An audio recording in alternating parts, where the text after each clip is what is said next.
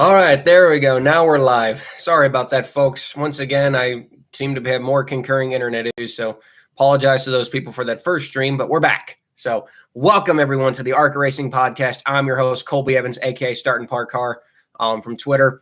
We are in the West Series portion. We are in the finale portion of the ARCA Racing Podcast season.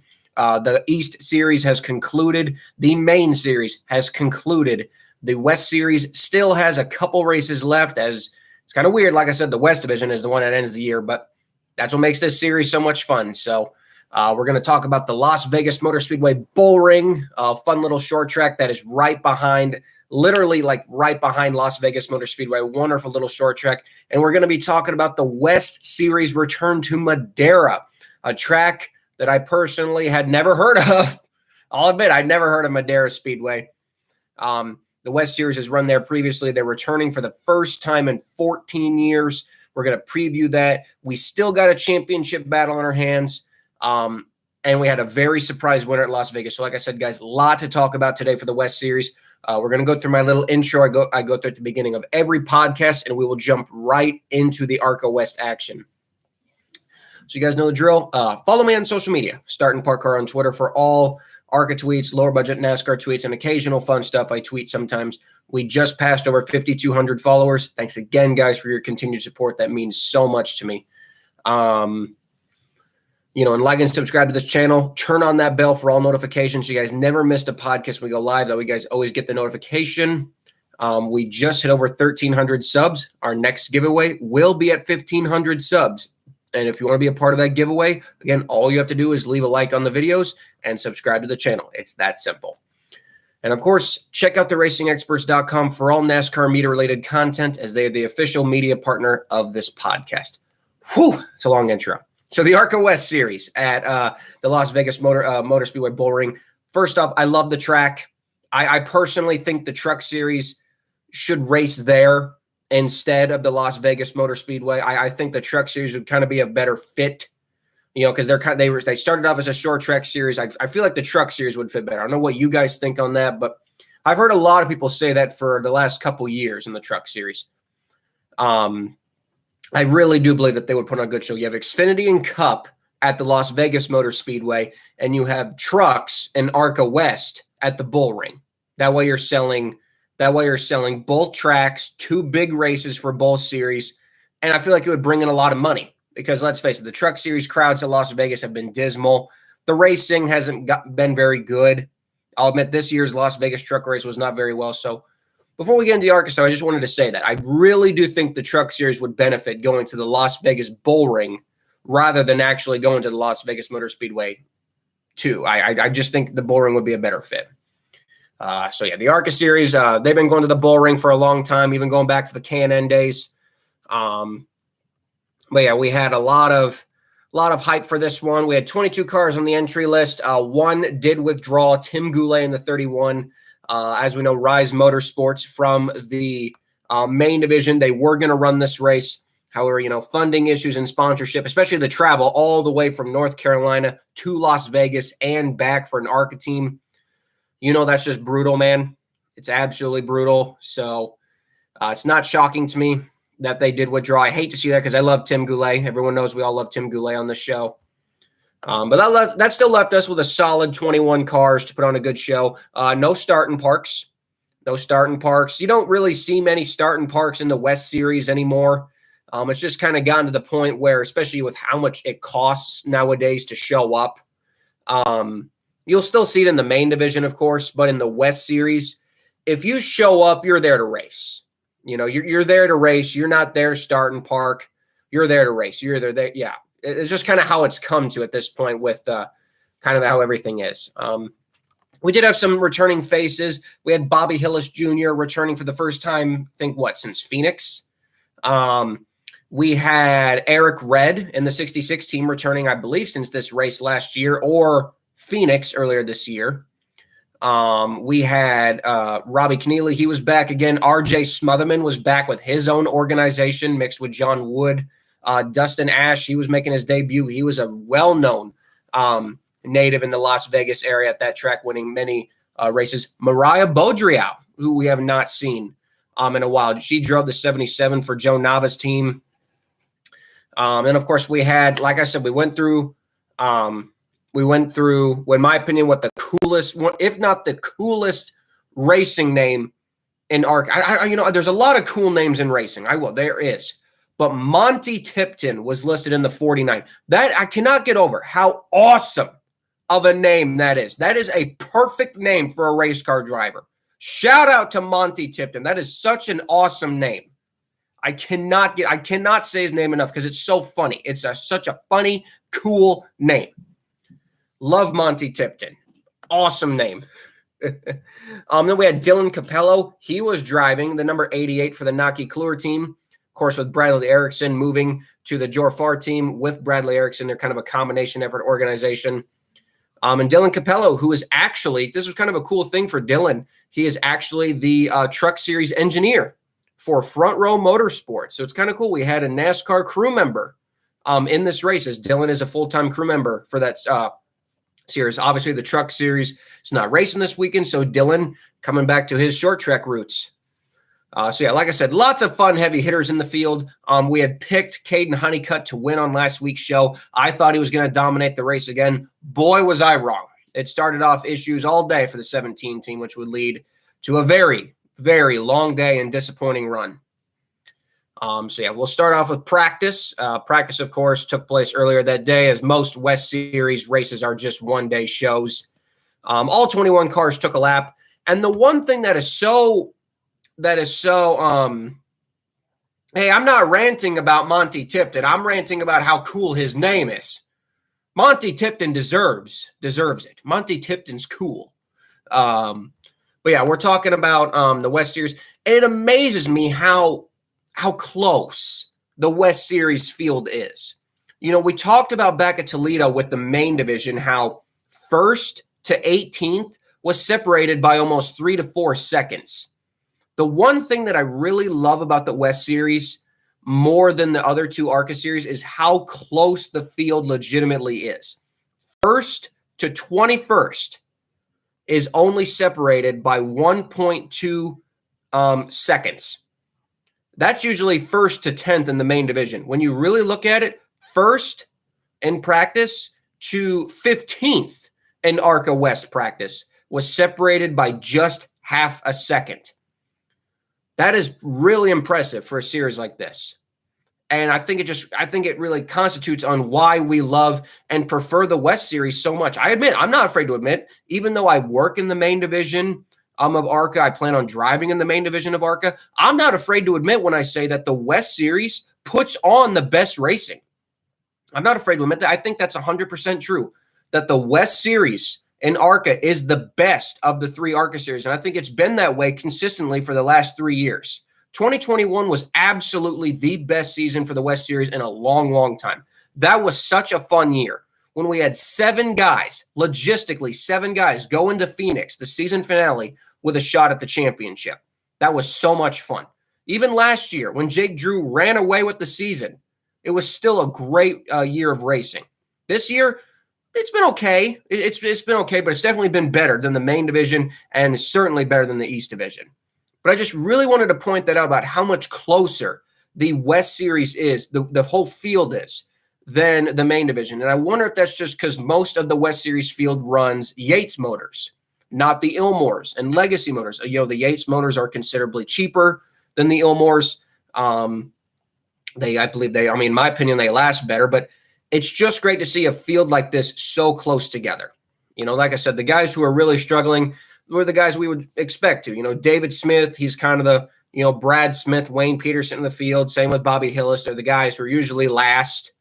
But even then, they're still not so far off the pace. David Smith, he's only a second off. And Bobby Hillis is 1.2 seconds off, which is still ain't bad. Not to diss them, but like Brad and Wayne, they're usually 3 seconds off. So I just wish if we could get the West Series in the main division. That would be nice if we could get the West Series in the main division to kind of be like the same, not like combo series, but like get the competitive level of the West Series into the main division. So that way we don't have 2 cars dominating the race every single week. Does that make sense? So Dylan Cappelo won practice. Tyler Reif was third. Kyle Keller. Now, that's a real shout out, man. Kyle Keller, I feel like he's one of the unsung heroes of the West Series. It's kind of a really weird combination effort of himself, Last Chance Racing. It was Jerry Pitts Racing originally. And it's just kind of a huge bunch of efforts put together as kind of Kyle Keller's team. But he's one of the unsung heroes of the West Series. He does a lot of it by himself. He's got that badass Star Nursery Kurt Busch throwback. Dustin Ash, he was fourth. Sean Hingorani, we've seen this out of Sean Hingorani. He usually will not practice well, but he'll pick it up in qualifying. He actually ran the most laps out of anyone. Sean Hingorani actually ran 75 laps in practice, which, you know, for a Venturini car, usually you don't see that. Usually those Venturini cars are really hooked up, and, you know, they usually just don't run a lot of laps in practice. One of the guys that did struggle was our pre-race favorite. My pick to win the race was Caden Honeycutt. He only ran 7 laps of practice. His fastest lap was lap 2, and he was only, 19th, 18th? 18th on the practice charts. He would later post to his Twitter that they were having engine issues and that they had made an engine swap. Unfortunately, we would come to find out that the engine, whatever problems they were having, and despite the new engine they had in the car, really did not change anything. Caden would sit out qualifying.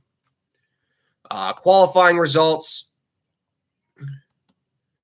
Sean Hingorani, like I said, he usually turns it up in qualifying. If there's one thing that Venturini really is just kind of better than everyone, is qualifying trim. It's really, really hard to beat those Venturini cars in qualifying trim. Especially, you know, in the ARCA series where, you know, you can put more of a qualifying setup in your car than per se in the NASCAR series. Tyler Reif was second. Eric Nascimento, that was kind of a shocker. He was third. Dustin Ash was fourth.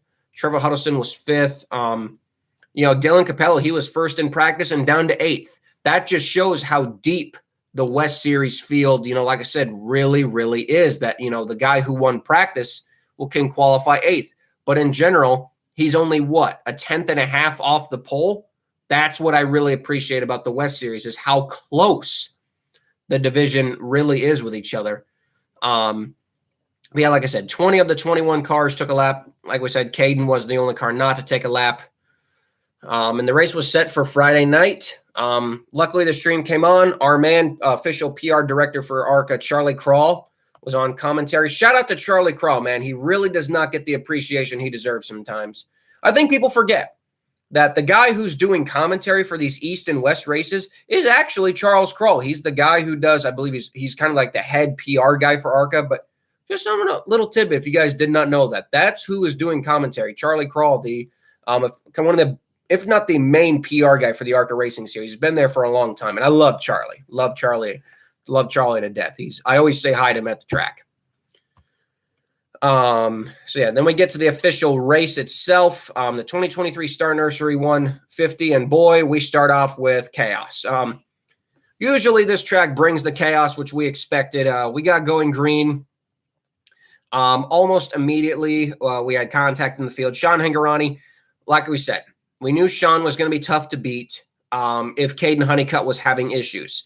The one thing that Venturini really nails, like I said, qualifying setup and the launching speed. That 15 car, you were just not going to beat him on restarts. He had such a great launching speed, so he got out front pretty quickly. The real battle early was from second to kind of fifth. You had Cappelo, you had Huddleston, Reif, both Reif brothers, I should say. Eric Nascimento kind of quickly fell through the field. You know, he was one of those guys who got a good qualifying run, but couldn't kind of back it up. Couldn't really back it up. But yeah, so they got through the first couple laps. We had our first caution on lap 14, the 41 of Nick Jonides, who's kind of been running his own car, the 41. It's his own car, but it was under the Chris Loudon team. I mean, like we know, the Loudon Jackson's team's having a little bit of trouble. They're just trying to get through the year. I feel like they're just trying to get through the year at this point. But he spun around. Appeared that something was broken in the car, so he did go to the garage area. He did come back out on track. And he did finish the race, but he unfortunately was 15 laps down? Yeah, 15 laps down. And you're pretty much just running at that point. There's not much he could do. Unfortunately, after that, poor Bobby Hillis, 4 laps later, he spun in turns 1 and 2. And it would just get worse for Bobby Hillis. We'll get to that in a second. 4 laps later, we had another spin. Greg Potts, he was driving the second Nascimento entry. He spun around in turns 1 and 2. We stalled it. He got turned, but then he stalled it. That's what really brought the yellow. And then unfortunately, 29 laps later, we had, in my opinion, the heartbreaker of the race, Bobby Hillis. I appeared that he was probably on one set of tires for the entire weekend. That's kind of how Bobby sometimes operates, especially on races like this where they're not having any modified live pit stops.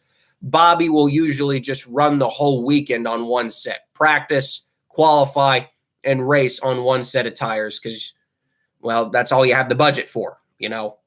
And unfortunately, I just wonder if this was a case of the tires wearing maybe just a little too much. I mean, the 20 or 30 laps of practice he had, the qualifying laps, and then the 30 laps of the race he had, unfortunately, Bobby just lost it. He lost it going into turn 3. I might have even blown a tire and had a really, really bad driver's side hit to the wall.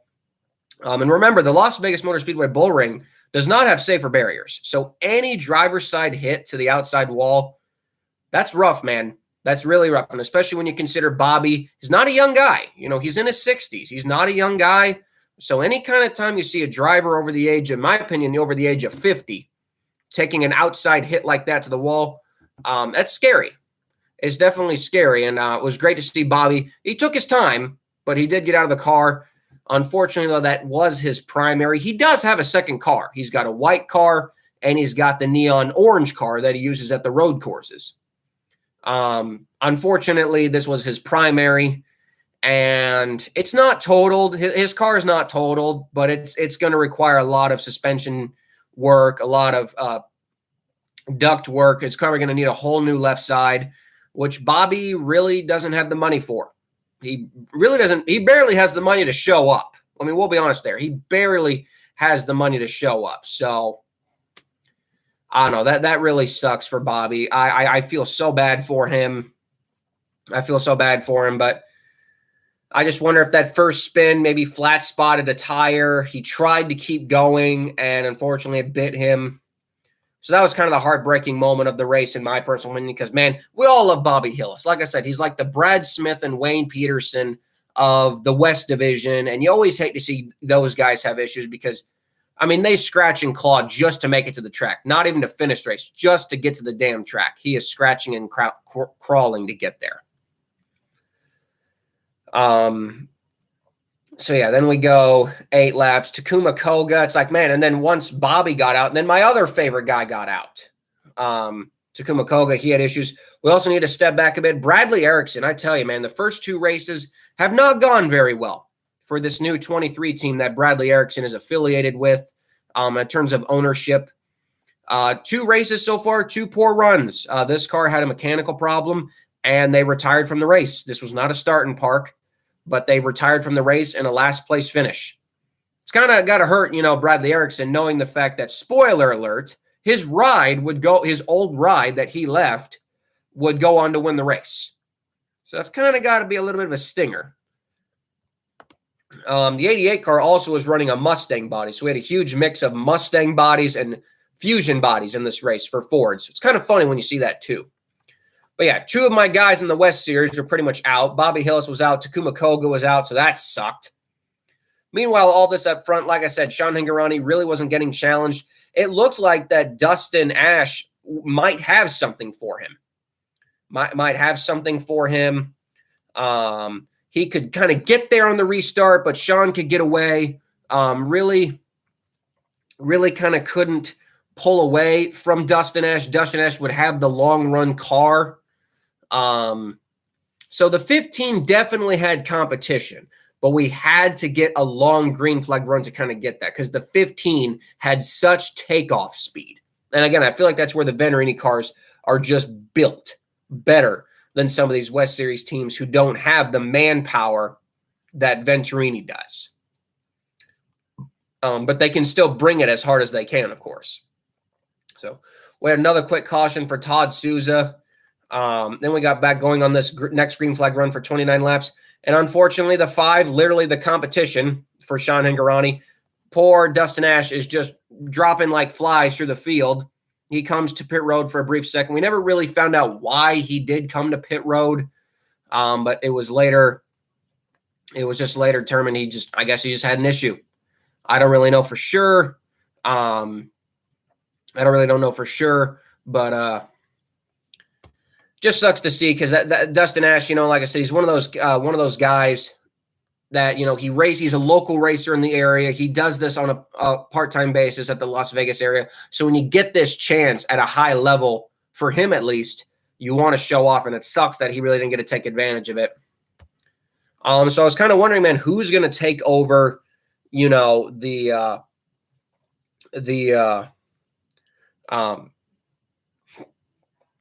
potential battle for the lead. Sorry there, I kind of spaced out for a second. We had a long green flag run there, like I said.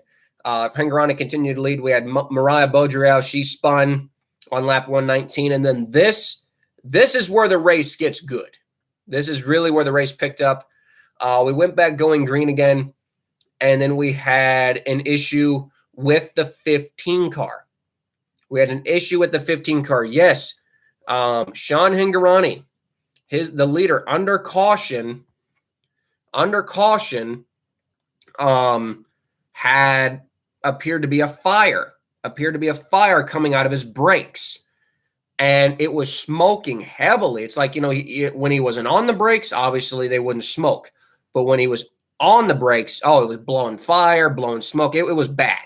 The car was on fire, basically. And it was just weird because lap after lap after lap, we would just be circling laps. And it's like, why are we not calling him to pit road? Car's on fire. And we're just running lap after lap after lap. It would be later determined and posted by Bob Pockrass that they had been telling the 15 of Sean Hingorani to stop on track or go behind the wall or go just get off the track, dude. Basically, that's what they were telling him. And Sean wouldn't do it. So then they did something, in my personal opinion, that I have never, ever seen before on in a NASCAR sanctioned race. They just flat out stop the field. The pace car just stops. Okay. They lift the hood, no crew members, the fire people. They just lift the hood on the 15 car and just start going to town on the fire. They put the hood back down. They put the pins back in. It was the weirdest thing. And then they just start the race back up again, and they say Hingorani's got to go to the tail end of the longest line. I've never seen that in my life before, but I guess if the driver refuses to get off the track, what else are you supposed to do? You don't want to continue to waste laps. So I guess in some ways the officials did the best thing they could. But I just thought that was arguably one of the weirdest things I've ever seen in an ARCA race. And in a NASCAR race, period. I've never seen them just flat out stop. But I guess when there's no way to get him off track or get him to pit road, it's your only option. It is your only option. So we would run 13 more laps. It looked like Dylan Cappelo, he actually had taken the lead from all this with the issues with the 15 car. And yeah, sure enough, Tyler Reif went back to back. Tyler Reif actually managed to get the lead, but Dylan moved him back out of the way, and there was really no catching him. And it looked like Dylan Cappelo was on his way to win when the 15 car who had went to pit road, came back out on track, was really off the pace. He actually stopped in the infield. And ARCA throws, in my opinion, a really kind of bull crap yellow with 2 laps to go. Like, really, you couldn't wait 2 more laps to get the 15 car out of there. So for some weird reason, we rack him up again. 2 laps to go. Dylan Cappelo gets the jump. He holds on.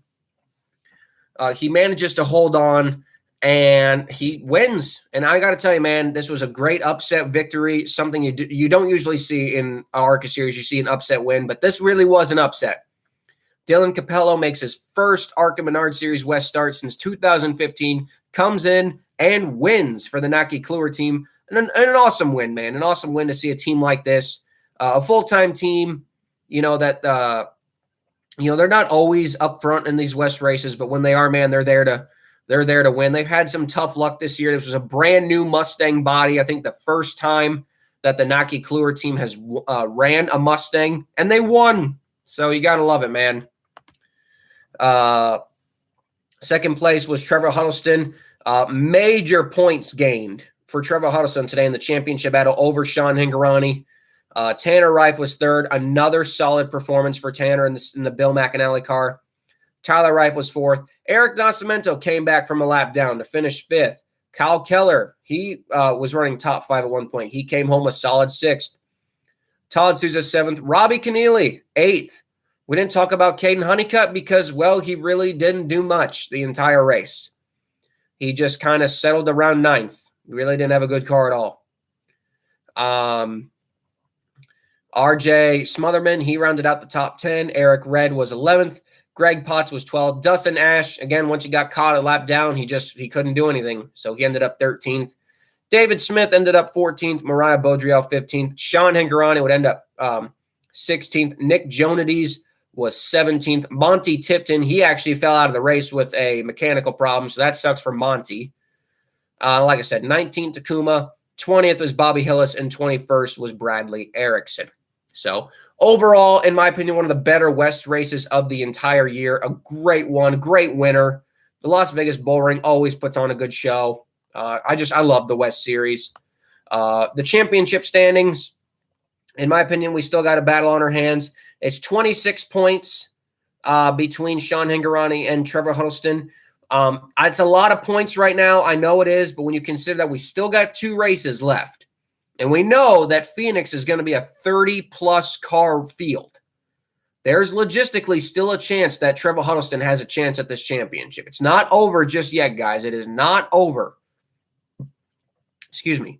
Until that checkered flag flies at Phoenix. So for all the people who are still giving Sean Hingorani the championship, I wouldn't be doing that just yet. I would not be doing that just yet. As for the Owners' Championship, both 15 and 17 cars took a hit, but with the 17 car still finishing ahead of the 15 car, that extends their points lead. Right now, the points lead for the 17 over the 15 car is 9 points. They are the only two, like I said, logistically in the battle. The Naki Kluwer 88 car is 25 points out. 25 points out. So they would have to basically win both of the next 2 races to even have a shot at it. So that's not going to happen. But so we still got a good championship battle on our hands. We still got a great Owners' Championship battle on our hands. Like I said, guys, it's going to be a lot of fun going forward. We got up next Madera. We'll talk about that in just one brief second, but I just wanted to say the Las Vegas Bullring is a special track. This was a very special track, and for Dylan Cappelo, that's got to feel so good, man. You're a race engineer full time, but you're a racer on the side, and to come in your first start in 8 years. And, yeah, he didn't lead every lap, and he didn't have the best car. I mean, he didn't. The 15 had the best car. But take advantage of the situation, hold on, and get your first ARCA Menard Series win. That's so great, man. That is really, really good to see. But, yeah, for the people who are giving Hingorani the championship, I would not do that just yet. We have a decent-sized field for this weekend, too. Madera, I guess we might as well transition into Madera. Yes, Madera Speedway. Anyone know about that track? I don't. I didn't know Madera Speedway existed. I guess that's just because it hasn't been on the schedule, so I personally did not know it existed. So supposedly, this track was on the NASCAR Can-Am Pro Series West schedule in 1973, 1989, 1995 through 1996. 2003 and 2009. So it's definitely kind of been sporadic on the schedule. But guys like Butch Gilliland, Lance Hooper, Eric Holmes have won here. Just to give you guys an insight, the last race here was in 2009. In 2009, Eric Holmes did win the race. See if you guys remember some of these names from 2009. Jason Bowles, Eric Holmes, David Mayhew, Paulie Haraka, Greg Pursley, Wes Banks, Jack Sellers, Blake Cook, Jamie Dick, Jim Inglebright. The glory days of the West Series, man. PJ Pedroncelli was even in this race in 2009. So, I mean, the glory days of the West Series, guys. The late 2000s were so great for NASCAR. When everyone had access to all those old Gen 4 cars and bodies, there were teams left and right everywhere. It's unfortunate that we're kind of past that now, but yeah. So that just goes to show you how long it's been since they've been to Madera. That all of the guys in this field, the only guy in the field from this race in 2009 that is going to be in this one in 2023 is PJ Pedroncelli. Unfortunately, there are a couple of guys in the old field that are no longer with us. Again, RIP to Jack Sellers. We miss him every day. I miss him. He was an awesome guy.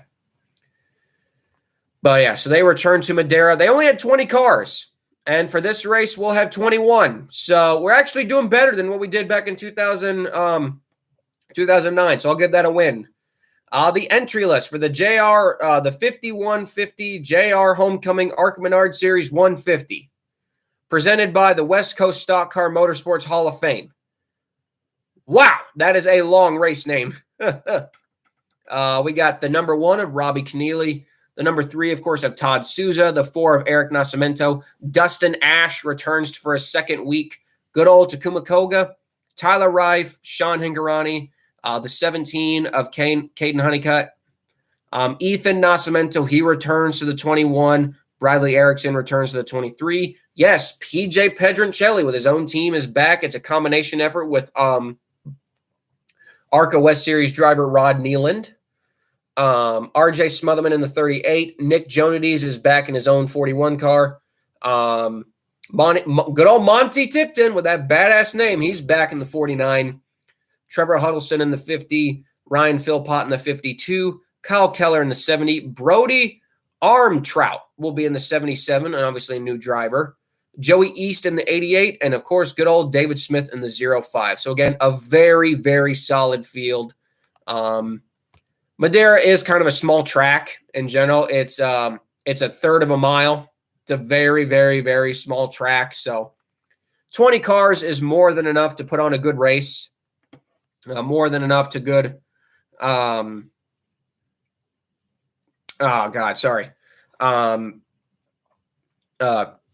than enough cars to put on a good race. So there's no going to be no problem about that.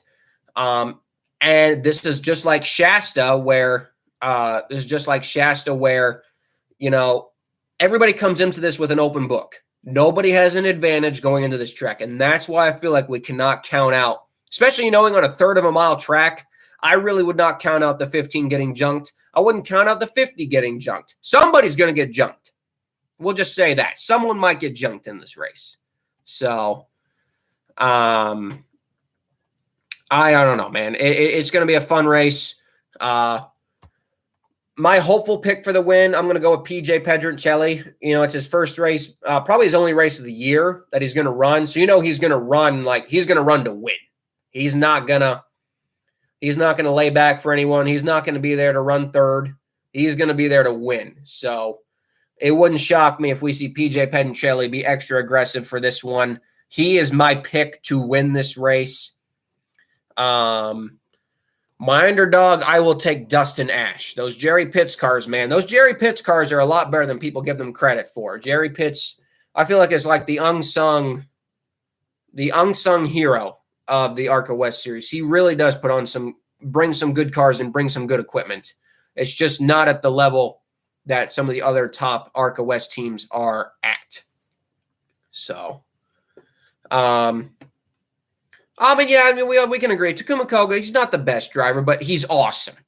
If anyone can honestly say, Takuma Koga is one of the coolest people in the ARCA West Series. He's got so many sponsors. He's got a huge fan base in Japan. He's got all these die-cast cars. Takuma Koga is awesome. I love Takuma. Absolutely freaking love him. I would love to have him on the show sometime. I mean, I'm not lying. I would love to get Takuma Koga on the show. I would just need a Japanese translator. He doesn't exactly speak the best English, but he does speak English, but not the best English. But yeah, guys, we'll check out the competitor website real quick. We'll check out the entry blank for Madera. Again, this is the second to last ARCA race of the entire year. So yeah, we are definitely in the final stretch here. Kind of the same purse money as always. Last place, 20th, because it looks like we did have a car withdrawal. Last place will be $1,020. First place is $5,000 with all contingency awards. First place could be as high as $12,750, $63.25 for second, and $4,050 for third. This race will take place Saturday, October 21st, obviously this weekend, live at 10 p.m. Eastern, because we know the West races, they start late. So you guys know that, live on Flow Sports. So hopefully you guys have Flow Racing. Or you can watch on the rerun at CNBC the next week, Saturday, October 28th on CNBC at 10 a.m. Central Time. Of course, I'll be watching it live. So for the people who don't have Flow Racing but want to know who wins, just follow my Twitter, and obviously I'll make sure you guys get there. So yeah, it's gonna be a fun weekend of ARCA West Series racing. I really would not count out the 50 at all. But I will say this: he cannot afford to lose any more points. If the 50 of Trevor Huddleston loses points after this race, I would say his championship hopes are likely done. I know I said it's never over till it's over, but you also got to be realistic. If he can get at least under 20 points, if he can gain like 7 spots, if he can gain a minimum of 7 points on the 15 car, then I believe he's got a shot going into Phoenix. But if he doesn't, I think it's safe to say Hingorani might be the champion. So we'll have to just see how it turns out. We know Hingorani hasn't exactly made many friends in the West Series. So will someone get him back? We will just have to see. There's no telling on when it could happen, where it could happen. But hey, it's a 3rd-mile short track. So that's just a recipe for chaos, especially when we have plenty of cars to put on a good race. So the West Series continues to be the best ARCA series. And that's not saying that the other two are crap. They're not. The main series was okay this year. We just had 2 cars dominate the whole year. And sometimes that can get a little annoying. And the East Series, it just needs a little bit more life. Just needs more life. I think the East Series could be something special if it just had more life. More cars added to it. But there's just really no incentive for that. But that's another story. The schedules, I wouldn't expect the schedules, guys, up until released probably by December like they were last year. We do know some things about the 2024 ARCA schedule. Not really the West schedule, but the main series schedule will have a lot of the same dates. We know the dirt tracks are coming back. Mid-Ohio is rumored to not be returning. Pocono is rumored not to be returning. We know Kansas more than likely will have its 2 dates again. Obviously Daytona, obviously Talladega. We know Iowa is confirmed. Charlotte is confirmed. Tracks like Berlin, Elko, we don't know about that status yet. Hoping Winchester comes back. I'd love to see Winchester back again. But when we have all those schedules and news, trust me, we will go live for a podcast, but probably don't expect that till December like last year because they release all 3 ARCA schedules at the exact same time. Dover could potentially become a main series race, which God that desperately needs it because those 15-car Dover races are just garbage. We need some lifeblood in that race at Dover. But yeah, we'll go more into that when the schedules come out in December. As for the West Series, I hope we see tracks like Madera and Shasta like we saw this year. I hope we see more creativity in the West Series schedule like we saw this year, next year. It's fun to see the series go back to tracks that they literally have not been to in years. And there's plenty of those on the West Coast. There's plenty of little short tracks on the West Coast that would fit the West Series perfectly. So there's lots of excitement, guys, in the ARCA series for their schedules. And Obviously, we'll go more in depth into that as it gets closer. But well, that's pretty much it for me, guys, tonight. Like I said, a West Series review. Not as much to talk about as, the main division, but still much fun to talk about nonetheless. Don't give up on Trevor Huddleston just yet. We know that team has a lot of money. We know they have the money to be competitive. Do they have Venturini level money? Actually, they might do. I mean, the Huddleston family is very well off. Trust me, they are. So they might have Venturini level money. But I just think in general, the Toyotas are just better than the Fords. It might just come down to that too, in general, that the Toyotas are simply just better than Fords when it comes to on track in the ARCA series. So, but I wish everyone the best of luck this weekend. I'm going to be watching live. Can't wait to see it. It's going to be something fun. Thank you guys for tuning in. We'll be live next Tuesday and Thursday with backmarker battles from Homestead and previewing Martinsville, and we'll be live next Thursday reviewing the Madera race. So, yeah, we're almost done, guys. We've been through this whole year doing both shows, man, and I tell you, it's definitely been a fun year. Thanks you guys again for your continued support. Cannot thank you guys enough for this. It's so much fun. I didn't know if 2 podcasts would be the best idea, but clearly it's been paying off. So thank you guys for everything. I'm going to get out of here. You guys enjoy the rest of your Thursday and the rest enjoy your weekend. And I will see you all next Tuesday. Don't forget to like and subscribe to this channel. Turn on that bell for notifications. We only got 4 likes there. Let's get that up to at least 10 to 15 likes. That'd be the nice goal for the show. And yep, guys, we will see you all next week. I'm Colby Evans. I'm giving you the goodbye salute, and I will see you all later. So long.